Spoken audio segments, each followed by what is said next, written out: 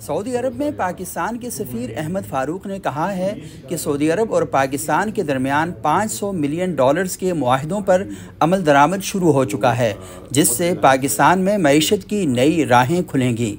Saudi अरब के दारुल हुकूमत रियाज़ में पाकिस्तानी मीडिया के वफ़द से गुफ्तगू करते हुए उन्होंने कहा कि वज़ीर आज़म शहबाज शरीफ के दौरे सऊदी अरब के दौरान पाकिस्तान और सऊदी अरब के दरमियान 7 मज़ीद मुआहदों पर दस्तखत के बाद मफाहमती यादाश्तों और मुआहदों की तादाद 27 से बढ़कर 34 हो गई है।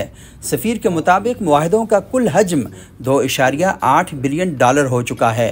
अहमद फ़ारूक ने कहा कि वज़ीर आज़म की जानिब से ख़ास हिदायत थी कि सऊदी वफ़द के दौरे पाकिस्तान के दौरान जिन मफाहमती यादाश्तों पर दस्तखत हुए हैं उनको अमली शक्ल देने के लिए फ़ौरी इक़दामात किए जाएँ। पाकिस्तानी सफ़ीर ने कहा कि वज़ीर आज़म पाकिस्तान के हालिया दौरे के दौरान सऊदी अरब के वज़ीर सरमायाकारी से अहम मुलाकात हुई है। उन्होंने कहा कि सरमायाकारी के मंसूबों में से 5 मंसूबों पर काम तकमील की जानिब गामज़न है। पाकिस्तान के सफ़ीर ने कहा कि सऊदी अरब में पाकिस्तान ह्यूमन रिसोर्स की फराहमी के लिए तीसरा बड़ा मुल्क है।